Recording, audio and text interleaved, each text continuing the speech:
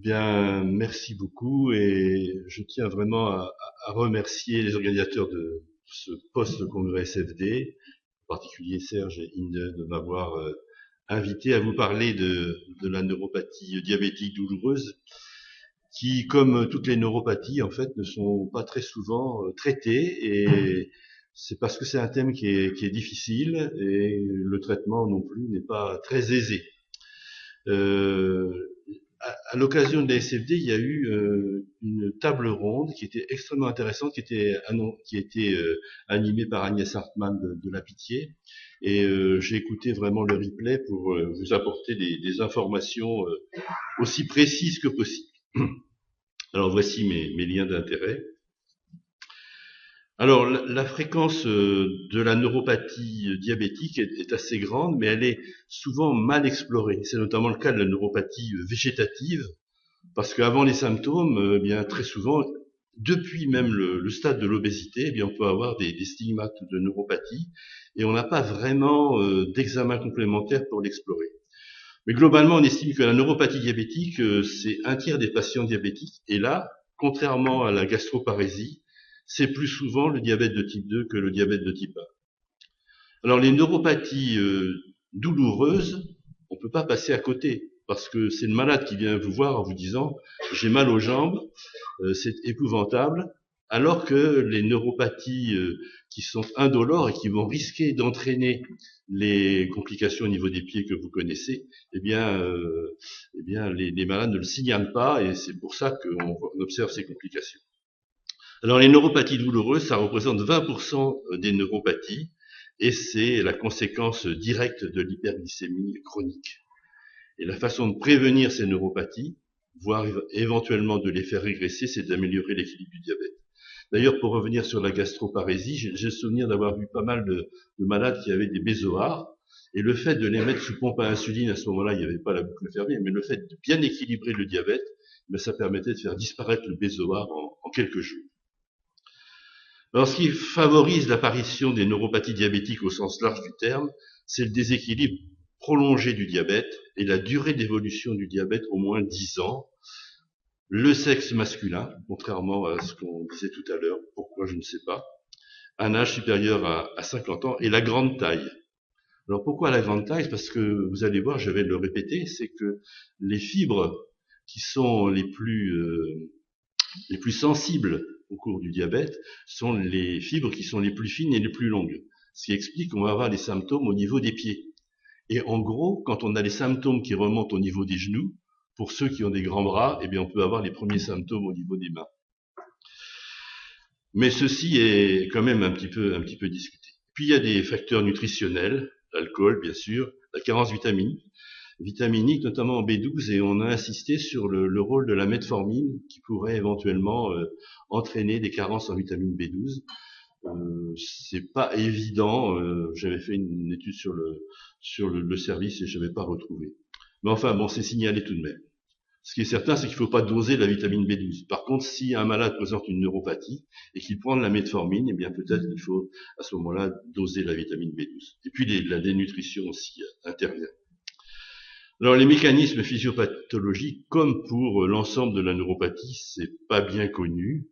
Il y a probablement un facteur ischémique, notamment pour les atteintes monotronculaires sur lesquelles on va revenir, une prédisposition génétique, puisque 50% des malades ne font pas de neuropathie, de la même façon que 50% des malades ne feront pas de néphropathie, quel que soit l'équilibre du diabète. Mais ce qui est certain, c'est que la correction trop rapide de l'équilibre glycémique, comme au niveau de la rétinopathie, peut entraîner ce qu'on appelle une névrite insulinique, avec une exacerbation, une apparition d'une neuropathie douloureuse. Alors, ce qu'il faut bien comprendre, c'est que c'est pas simple. Il existe au niveau des nerfs des grosses fibres qui sont myélinisées. Vous voyez la myéline, elle est en violet. L'axone est ici en orange. Et des grosses fibres qui sont myélinisées. Alors, ces grosses fibres, elles sont responsables de la sensibilité au toucher, à la pression, la perception des vibrations, la proprioception et l'abolition des réflexes. Et la façon d'explorer ces grosses fibres, eh bien, c'est le monofilament, que tout le monde connaît et qui est recommandé, le diapason et l'électromyogramme. Par contre, les petites fibres peu myélinisées ou les petites fibres amyéliniques, notamment ces petites fibres amyéliniques qui innervent le système végétatif, eh bien, c'est la sensibilité au chaud, au froid, et la sensibilité, donc quand on les explore, de la piqûre, le chaud au froid et le pseudoscan sur lequel je reviendrai. Alors, ce qu'il faut bien comprendre aussi, c'est que le diabète, comme je vous l'ai dit, altère précocement les fibres les plus longues et les plus fines. Il touche à la fois l'axone et la myéline. En revanche, la neuropathie douloureuse n'a pas été rattachée à une atteinte particulière d'une fibre. Ces considérations sont importantes parce que ça va montrer que l'examen au monofilament n'est pas bien adapté à l'exploration de la neuropathie diabétique parce que elle examine surtout l'atteinte des grosses fibres, de même que l'électromyogramme. Et donc, ce qu'il faut retenir, c'est que ces examens EMG, et puis aussi les biopsies, ne doivent pas être réalisés, sauf si on pense que la neuropathie n'est peut-être pas d'origine diabétique. Alors, il existe deux types de neuropathie diabétique périphérique.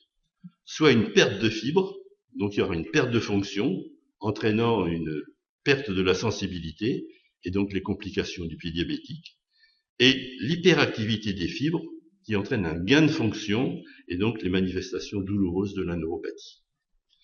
Alors c'est pas simple parce que les deux peuvent se voir. Et donc il y a tout un cheminement entre l'insensibilité, le risque d'atteinte indolore des plaies des pieds, la polyneuropathie insensible, et puis les douleurs, polyneuropathie douloureuse, dont le traitement va être celui du traitement de la douleur. Et donc c'est ça qu'on va voir maintenant. Alors, la neuropathie diabétique, c'est, quand on veut faire le catalogue, c'est très compliqué. Il y a bien sûr les polyneuropathies, on vient d'en le voir, il y a les mononeuropathies, et notamment la cruralgie, et puis ce qui est moins connu, c'est connu des diabétologues, mais c'est moins connu des neurologues et moins connu des ophtalmos, ce sont les atteintes des nerfs moteurs oculaires, qui donnent des douleurs, et ensuite une paralysie oculomotrice, avec donc le risque de confusion avec un accident vasculaire cérébral. Et puis d'autres atteintes qui sont les sciatiques. Et puis la neuropathie végétative, alors là, il y a de quoi faire. Atteintes cardiaques, digestives, Gaëtan vient de nous en parler longuement, les atteintes vésicales, génitales, sudorales, pupillaires, peut-être les hypoglycémies non ressenties, et peut-être aussi l'ischémie myocardique silencieuse. Et donc, dans les polyneuropathies, ce qu'on va voir, ce sont les polyneuropathies douloureuses, qui représentent donc, je vous l'ai dit, 20% des polyneuropathies, contrairement aux polyneuropathies vraiment insensibles, qu'on voit très couramment avec des plaies des pieds. Le diagnostic de ces polyneuropathies douloureuses, il est essentiellement le fait de l'interrogatoire. Elles s'installent de façon progressive, elles intéressent essentiellement les extrémités des membres inférieurs, le plus souvent de façon bilatérale, et elles se manifestent au repos, souvent la nuit, de façon continue ou paroxystique, de façon spontanée ou déclenchée par un stimulus.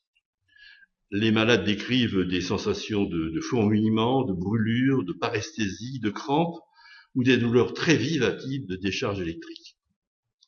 Elles peuvent plus rarement réaliser des causalgies, des algies fulgurantes à type de brûlure, qui sont extrêmement pénibles et vraiment les malades demandent d'être soulagés de cette symptomatologie. Alors il est important d'utiliser l'échelle visuelle analogique qui permet de quantifier la douleur et de voir quelle va être l'efficacité des différents traitements qu'on va proposer. Alors ces douleurs s'associent à des altérations de la sensibilité, comme je vous l'ai montré sur mon petit schéma tout à l'heure, mais c'est pas toujours le cas. Et les perturbations de la sensibilité thermoalgique donnent des sensations de marcher sur du coton, de ne plus ressentir la température du sol. Et le monofilament, une fois de plus, explore la sensibilité superficielle, mais ne dépiste pas les atteintes précoces, alors que la mise en place de mesures préventives s'imposerait. Les atteintes de la sensibilité profonde sont habituellement silencieuses, on les explore avec le sens vibratoire, mais c'est finalement relativement annexe, et les atteintes motrices sont plus discrètes, mais peuvent déstabiliser le pied et conduire à des déformations. Enfin, la réflexie achilléenne, voire rotulienne, est très souvent observée. Voilà pour l'examen clinique. Alors, retenez donc que le diagnostic de neuropathie douloureuse, ça se fait par l'interrogatoire, et là nous sommes aidés par un questionnaire qui s'appelle le questionnaire DN4, qui est reconnu et qui est utilisé, qui est simple, qui permet donc le diagnostic de neuropathie, de douleur neuropathique, qu'elle soit d'ailleurs diabétique ou d'autres, comme par exemple une douleur post-ostérienne. La question, il y a 4 questions, c'est assez vite fait. Est-ce que la douleur est un type de brûlure, de sensation de froid, de décharge électrique? Est-ce que ces douleurs s'associent à des fourmillements, des picotements, etc. Est-ce qu'il existe une hypoesthésie au tact ou une hyperesthésie à la piqûre? Et enfin, est-ce que le frottement déclenche ce type de douleur? Alors, ce questionnaire est validé, donc les questions, il y en a 10, et oui, c'est 1 point, non, c'est 0 point, et la sensibilité est très bonne, vous voyez, 83%, et la spécificité, 90% pour un score supérieur à 4. Donc voilà ce qui est recommandé de faire lorsqu'on suspecte une douleur neuropathique chez un patient diabétique. Alors il y a des examens complémentaires, l'électromyogramme dont on a parlé, mais en fait, comme je vous l'ai dit, cet électromyogramme ne doit être réalisé, parce que c'est pas un examen très agréable, que lorsqu'on a un doute de la responsabilité du diabète. L'EMG évalue le degré de démyélinisation par le ralentissement de la vitesse de conduction nerveuse, et ça sera cependant très intéressant pour évaluer l'importance d'un canal carpien, la sévérité du canal carpien par ralentissement de la vitesse de conduction nerveuse. Il permet aussi d'évaluer une atteinte axonale qui peut s'observer de façon isolée au cours du diabète, mais le plus souvent au cours du diabète, on a une atteinte à la fois axonale et démyélinisante. Lorsqu'on a une atteinte purement démyélinisante, eh bien, il faut rechercher une autre étiologie de cette neuropathie douloureuse. Enfin, il n'y a pas de corrélation entre les anomalies de l'EMG et l'intensité de la symptomatologie clinique. Donc, encore une fois, pas d'indication spécifique de l'EMG, sauf lorsqu'on doute de la nature diabétique de la neuropathie. Quant à la biopsie neuromusculaire, elle est recommandée uniquement pour le diagnostic des polyneuropathies qui sont vraiment compliquées, dont l'étiologie est mal comprise, et à l'initiative du neurologue, puisque c'est quand même un examen invasif, et donc lorsque l'origine diabétique de la neuropathie demeure incertaine. Alors, un petit mot sur le Sudoscan, qui est un examen que vous connaissez peut-être, qui se fonde sur le dysfonctionnement des glandes sudoripares, et qui est une des premières manifestations de la neuropathie des petites filles, donc qui est particulièrement intéressante. C'est un examen qui peut se faire très simplement, en 2 à 3 minutes, qui n'a pas besoin d'être à jeun, c'est strictement indolore et c'est absolument pas invasif. Et cet examen permet de quantifier la conductance électrochimique, alors c'est très savant, mais je vais vous montrer à quoi ça correspond, qu'on mesure par le transfert des ions chlore sur une anode, et on mesure en microsiemens. Et ça permet de dépister très précocement les formes débutantes de neuropathie périphérique et d'évaluer la neuropathie végétative. Parce que dans ma compréhension des choses, c'est que finalement l'atteinte végétative, eh bien, elle est diffuse. Et on peut explorer une neuropathie cardiaque via le Sudoscan, et on a fait des corrélations très intéressantes entre les résultats du Sudoscan et l'analyse spectrale du Holter ECG, qui est la référence pour l'évaluation de la neuropathie autonome cardiaque. Par contre, le problème, c'est que le Sudoscan, il est très intéressant pour évaluer les formes non douloureuses, et moins pour les formes douloureuses qui ont un gain de fonction. Alors voilà comment ça se pratique. Bon, la secrétaire là n'est pas obligatoire dans le matériel, c'est pas livré avec, hein, mais donc on met simplement maintenant on met plus les pieds, on met simplement les mains. Contact au niveau de la peau. Il y a un courant électrique qui est dispensé à 3 millivolts, c'est totalement indolore. Ça permet de pomper les ions chlore au niveau des glandes sudoripares, et puis on mesure donc la conductance. Alors voilà, chez un patient qui n'a pas de neuropathie diabétique, on voit que l'anode, du fait de ce voltage de 3 millivolts, absorbe les ions chlore qui sont présents de façon proportionnelle à l'innervation des glandes sudoripares. Par contre, lorsqu'il y a une atteinte sympathique, puisque là l'innervation des glandes sudoripares est liée au sympathique, eh bien il y a très peu de sécrétion d'ion chlore et ça permet d'évaluer la sévérité de la neuropathie, ici de la neuropathie végétative sudorale, qui finalement représente aussi l'atteinte de la neuropathie de l'ensemble de l'organisme. Alors est-ce qu'on peut prévenir la neuropathie? Ben oui, c'est sûr, l'équilibre glycémique, aussi parfait que possible, est recommandé afin de prévenir ou de stabiliser la neuropathie. Est-ce que ça permet de la faire régresser? C'est un peu moins certain. Alors la vieille étude des CCT avait montré que dans le bras intensif, eh bien, il y avait une diminution de 60% des neuropathies donc par rapport au groupe traité de façon conventionnelle. Par contre, comme je vous l'ai dit tout à l'heure, une diminution trop rapide du contrôle métabolique eh bien, peut déclencher une neuropathie des petites fibres et entraîner des douleurs, un petit peu comme l'aggravation de la rétinopathie diabétique. Ce fait de la névrite insulinique est d'autant plus vrai que le diabète est ancien, le déséquilibre sévère et que la baisse de l'HbA1c est rapide et importante, dépassant 3% en 3 mois. Donc, comme pour la rétinopathie diabétique, on recommande, lorsque les personnes ont un déséquilibre très important du diabète, eh bien, d'y aller de façon précautionneuse. Voici la courbe du DCCT, qui est bien connue, et vous voyez, en fonction de l'équilibre glycémique qui est ici attesté par l'HbA1c, on voit qu'il y a une progression très nette de la rétinopathie, mais aussi de la néphropathie, et un peu moins de la neuropathie, mais la neuropathie procède essentiellement du déséquilibre chronique du diabète.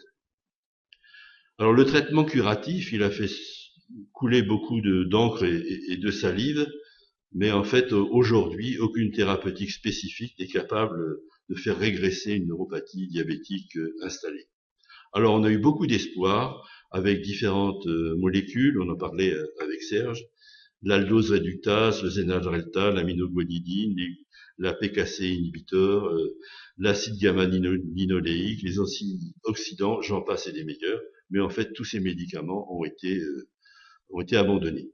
Alors il y en a un qui est commercialisé en Italie, qui s'appelle la benfotiamine, qui est une forme biologique de la vitamine B1, qui serait efficace, mais son efficacité est tout de même discutée. Enfin, il y a quand même un point qui est intéressant, c'est qu'il y a plusieurs études qui ont montré que les IEC et les ARA2 permettaient de donner des résultats encourageants sur la neuropathie douloureuse, et c'est donc une raison de plus pour utiliser ces médicaments chez les personnes diabétiques, avec en plus de l'action sur la néphropathie et sur le risque cardiovasculaire. Alors en fait, devant une neuropathie douloureuse, le but c'est soulager les douleurs, et il n'y a aucune panacée universelle. Et la démarche habituelle, eh bien, c'est d'utiliser les différentes molécules. Et comme il y a beaucoup de molécules, ça veut dire qu'il n'y a pas de molécules qui marchent beaucoup mieux que les autres. Et éventuellement, on peut essayer de les associer. Je vais vous montrer ce qui est recommandé actuellement. Alors, dans les cas difficiles, le recours au centre de la douleur est très pertinent, car il y a des techniques maintenant qui permettent d'améliorer les choses. Alors, les antalgiques de première intention, paracétamol, anti-inflammatoire, etc., les vitamines du groupe B, ont un effet extrêmement modéré. Alors, en fait, en première intention, le choix du traitement se fait entre 3 classes thérapeutiques. Les antidépresseurs inhibiteurs de la recapture de la sérotonine, c'est-à-dire, pour parler des noms commerciaux, le Cymbalta ou le venlafaxine. Les antiépileptiques, la gabapentine orale, chacun de ces médicaments ayant des effets secondaires plus ou moins importants. Et puis les antidépresseurs tricycliques, qui doivent être utilisés avec prudence chez les personnes âgées, en raison du risque d'hypotension orthostatique. Alors en seconde intention, eh bien on a là également d'autres médicaments, la prégabaline, c'est-à-dire le Lyrica, qui peut entraîner des somnolences, des sensations vertigineuses, une prise de poids, des œdèmes, et puis surtout un risque de mésusage qui ne doit pas être sous-estimé parce qu'il y a beaucoup de toxicomanes qui utilisent ces médicaments. Bon, je sais pas trop ce que ça doit donner, mais bon, il faut le savoir. Hein, il faut le savoir. Il y a souvent des demandes totalement irraisonnables de Lyrica. Le tramadol, des effets indésirables aussi, et puis également un même risque potentiel de mésusage que les opioïdes forts. Alors on est souvent amené à associer les différentes classes médicamenteuses. Il y a donc les différentes classes médicamenteuses combinant les antidépresseurs, la prégabaline ou la gamapentine. Il y a une étude très intéressante qui est l'étude Option DM qui a testé 3 combinaisons de traitements, soit un antidépresseur tricyclique, le Laroxyl, complété de la prégabaline, soit la prégabaline avec donc le Laroxyl, voilà, et puis la duloxétine complétée de prégabaline. Et en fait, ces 3 études ont montré une efficacité comparable de ces 3 combinaisons. Donc il faut les essayer pour voir ce qui peut le mieux soulager le patient. Alors quand on n'y arrive pas, eh bien on a recours aux opioïdes forts, morphine, oxycodone. Il faut savoir que l'oxycodone a un risque très important de mésusage. Si vous avez regardé Dr House, il est complètement accro à l'oxycodone. Et il y a eu vraiment aux États-Unis des vagues de dépendance à ce médicament, donc il faut faire très attention. Et on ne les prescrit qu'en l'absence d'alternative du fait du risque de mésusage. Alors 2 techniques que je ne connaissais pas et que j'ai appris en écoutant le symposium de la SFD, la RTMS à haute fréquence. Vous allez voir, je vais vous montrer à quoi ça correspond. Disponible dans les centres spécialisés, qui n'est pas invasive et qui peut simplement donner des céphalées dans les heures qui suivent la stimulation. Et puis la stimulation médulaire implantable, qui elle est disponible dans les centres spécialisés, qui pourrait être utilisée avant les opioïdes forts, mais il s'agit d'un traitement invasif que je vais vous montrer. Alors voilà le RTMS à haute fréquence. Ça consiste, c'est totalement non invasif, hein, une stimulation magnétique transcrânienne qui entraîne une impulsion magnétique sur le cortex cérébral à travers le crâne, de façon indolore au moyen d'une bobine. Il y a une variation rapide du flux magnétique qui induit un champ magnétique qui modifie l'activité des neurones. Et la stimulation magnétique transcrânienne, dite répétitive, donc on réalise plusieurs fois, consiste à émettre une série d'impulsions pendant un intervalle de temps donné, de façon à modifier durablement l'activité. Alors il faut plusieurs séances ambulatoires de 10 à 30 minutes étalées sur plusieurs semaines, et ça semble donner de bons résultats. Donc c'est quand même, parce qu'on a quelquefois des malades qui sont vraiment au bout du rouleau avec ces douleurs, eh bien ça peut être un moyen de les soulager. Alors l'autre, c'est la stimulation médulaire implantable. Là, c'est celui qui a présenté ces résultats était très enthousiaste, mais il faut dire que c'est quand même une technique invasive avec une implantation d'une électrode au niveau vertébral par voie percutanée ou chirurgicale. On fait un test de stimulation. S'il y a une bonne amélioration, eh bien on peut ensuite mettre une implantation définitive avec une télécommande qui permet d'ajuster l'intensité de la stimulation médulaire. Bon, c'est aussi un moyen de savoir comment soulager ces malades qui sont souvent très demandeurs. Alors on a d'autres traitements disponibles, les thérapies cognitivo-comportementales et les thérapies en pleine conscience. Elles sont recommandées et en association avec les autres traitements. Les topiques, en fait, les topiques sont pas très utiles dans les douleurs diffuses, mais elles peuvent être utiles quand on a vraiment des douleurs localisées, ou par exemple dans les neuropathies post-zostériennes. C'est la lidocaïne ou les patchs fortement dosés en capsaïcine qui peuvent être utilisés. La toxine botulinique, elle aussi, en cas de localisation ponctuelle. Et puis la stimulation électrique transcutanée, là qu'on utilise assez couramment, mais aussi dans des douleurs localisées. Alors voilà comment on peut faire l'arbre décisionnel du traitement d'une neuropathie diabétique douloureuse. Si la douleur est localisée, eh bien on peut utiliser les emplates de lidocaïne et la neurostimulation électrique. En deuxième ligne, les patchs de capsaïcine ou la toxine botulinique. Mais c'est vraiment dans les douleurs localisées, pas dans les douleurs de neuropathie diabétique habituelle. Quand la douleur est étendue, eh bien, on a le choix entre la duloxétine, la venlafaxine, la gabapentin et les tricycliques. Si ça ne marche pas, eh bien, on peut utiliser la prégabaline, le tramadol ou les combinaisons antidépresseurs, anti-épileptiques. Et puis, en troisième ligne, il y a les opioïdes forts.